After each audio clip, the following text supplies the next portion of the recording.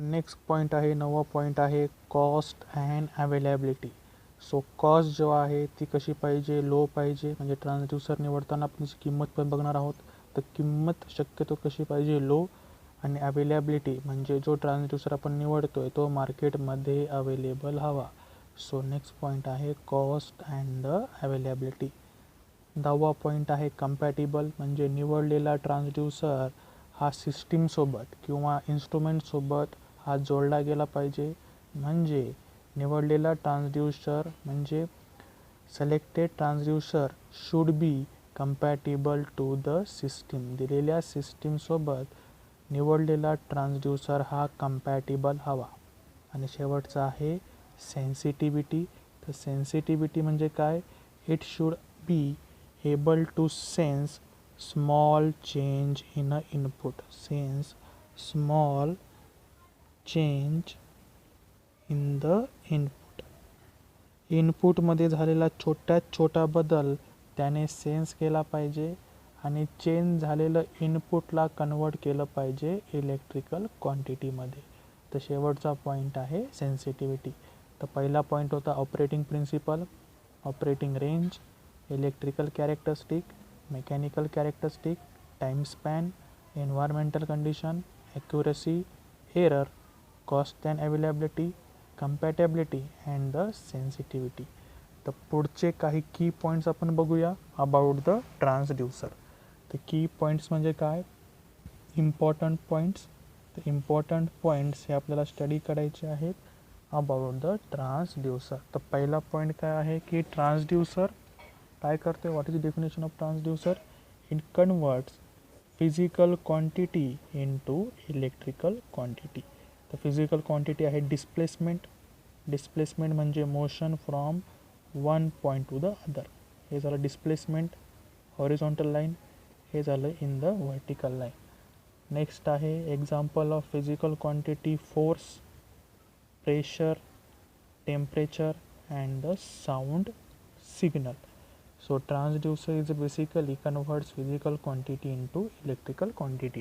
Electrical quantity म्हणजे काय असणार, व्होल्टेज और एक करंट. हा झाला पहिला पॉईंट, इम्पॉर्टंट पॉईंट, की पॉईंट. सेकंड आहे की जेवढे पण ट्रान्सड्यूसर आपल्याला स्टडी करायचे आहेत ते कोणते आहेत, इलेक्ट्रिकल ट्रान्सड्यूसर. इलेक्ट्रिकल ट्रान्सड्यूसर म्हणजे काय, ज्या ट्रान्सड्यूसरचं आउटपुट हे इलेक्ट्रिकल क्वांटिटी आहे ते ट्रान्सड्यूसर म्हणजे कोणते, इलेक्ट्रिकल ट्रान्सड्यूसर. तर आपल्याला जे पण सिलेबसला पुढे बघायचे आहेत ते कोणते आहेत, इलेक्ट्रिकल ट्रान्सड्यूसर. तर समोर आपल्याला 3 ट्रान्सड्यूसर बघायचे आहेत. तर पहिला ट्रान्सड्यूसर आहे potentiometer. So first transducer is potentiometer. Second transducer आहे LVDT. LVDTचा फुल फॉर्म आहे लिनियर व्हेरिएबल डिफरन्शियल ट्रान्सड्यूसर और ट्रान्सफॉर्मर. हा झाला दुसरा ट्रान्सड्यूसर. आणि तिसरा ट्रान्सड्यूसर बघायचा आहे कपॅसिटिव्ह ट्रान्सड्यूसर. तर तिन्ही ट्रान्सड्यूसरमध्ये पहिला आहे पोटॅन्शिओमीटर, दुसरा आहे LVDT आणि तिसरा आहे कपॅसिटिव्ह ट्रान्सड्यूसर. तिन्ही ट्रान्सड्यूसरमध्ये बघितलं तर इनपुट काय आहे, डिस्प्लेसमेंट. बघा इनपुट इज डिस्प्लेसमेंट आणि आउटपुट काय आहे, व्होल्टेज. फक्त फरक काय आहे की पोटॅन्शिओमीटर हा कोणता ट्रान्सड्यूसर आहे, रेझिस्टिव्ह ट्रान्सड्यूसर. म्हणजे डिस्प्लेसमेंटमुळे पोटॅन्शिओमीटरचा रेझिस्टन्स चेंज होईल आणि रेझिस्टन्स चेंज झाल्यामुळे आउटपुटला काय भेटेल, व्होल्टेज. हे झालं पोटॅन्शिओमीटर. सेकंड आहे LVDT.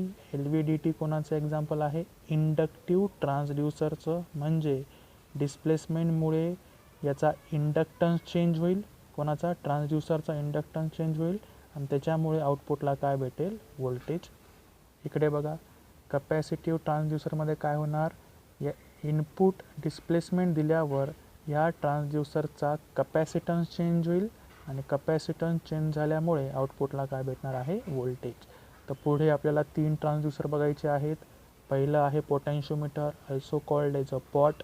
एक्झाम्पल कोणाचं आहे, रेझिस्टिव्ह ट्रान्सड्यूसरचं. म्हणजे काय, डिस्प्लेसमेंट हे व्होल्टेजमध्ये कोणामुळे कन्वर्ट होतं आहे, because of the change in the resistance.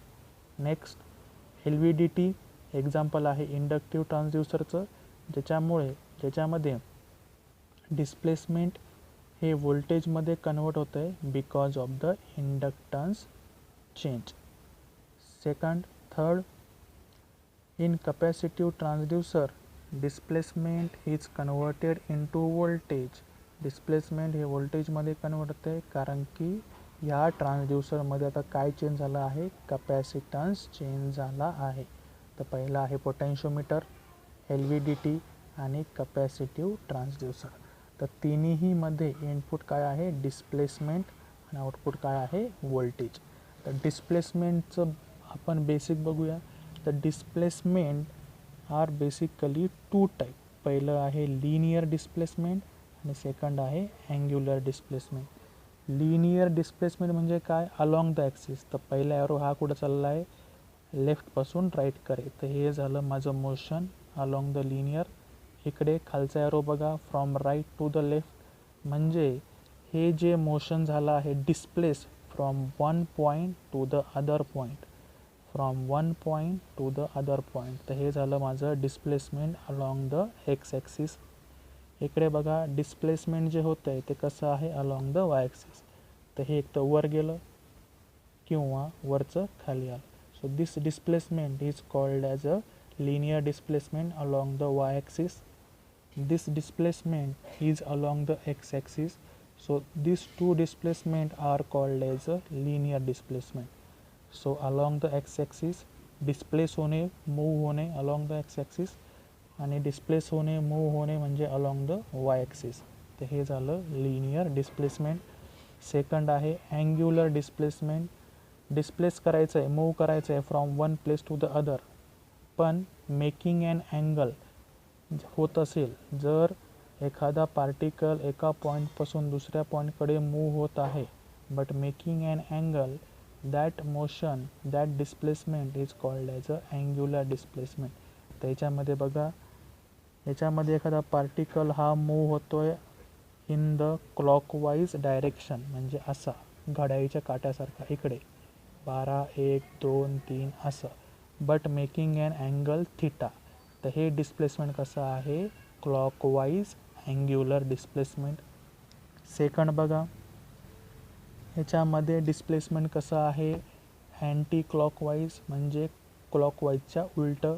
त्याच्यामध्ये काटा कसा फिरणार आहे, ह्या डायरेक्शनमध्ये. पहिल्या केसमध्ये काटा कुठं फिरत होता, ह्या डायरेक्शनमध्ये. म्हणजे असं जर डिस्प्लेसमेंट होत असेल, making and angle, that displacement is called as a angular displacement. म्हणजे suppose this is, so this is moving from one point to the other. This displacement is called as a angular displacement and this displacement is called as a linear displacement. हे पण कसं आहे, linear displacement.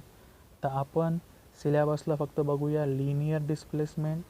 त्याच्यामध्ये काय होतं आहे, linear displacement is converted into the voltage.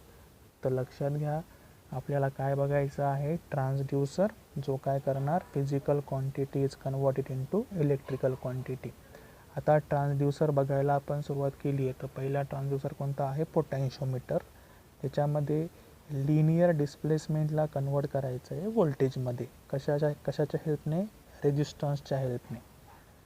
LVDTमध्ये काय करायचं आहे, लिनियर डिस्प्लेसमेंटला कन्वर्ट करायचं आहे व्होल्टेजमध्ये. कशाच्या हेल्पने, इंडक्टन्सच्या हेल्पने. म्हणून त्याला आपण काय म्हणलं, इंडक्टिव्ह ट्रान्सड्यूसर. पुढचं बघा, याच्यामध्ये काय करायचं आहे, लिनियर डिस्प्लेसमेंटला कन्वर्ट करायचं आहे व्होल्टेजमध्ये. कशाच्या साह्याने, कपॅसिटन्सच्या साह्याने. म्हणून या ट्रान्सड्यूसरला आपण काय म्हणलं, कपॅसिटिव्ह ट्रान्सड्यूसर. डिस्प्लेसमेंटचे दोन प्रकार, लिनियर डिस्प्लेसमेंट आणि अँग्युलर डिस्प्लेसमेंट. तर हे जे मोशन आहे, this motion along the X axis, this motion along the Y axis is called as a linear and this motion is called as a clockwise and this motion is called as a anti-clockwise. So this is a type of linear displacement and this is a type of angular displacement. तर आपल्याला कोणतं डिस्प्लेसमेंटला व्होल्टेजमध्ये convert करायचं आहे, linear डिस्प्लेसमेंटला व्होल्टेजमध्ये convert करायचं आहे. तर नेक्स्ट लेक्चरमध्ये आपण बघूया पोटेन्शियोमीटर. ह्याच्यामध्ये काय होतं आहे, लिनियर डिस्प्लेसमेंटला आपण रेजिस्टन्सच्या साहाय्यानं व्होल्टेजमध्ये कन्वर्ट करत आहोत. So hence this type of transducer is called as a resistive transducer. तर हा ट्रान्सड्यूसर आपण बघूया नेक्स्ट लेक्चरला. So thank you.